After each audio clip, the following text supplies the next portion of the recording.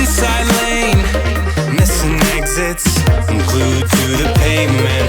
Between the lines, I'll keep my gaze straight ahead as the last stop flies by.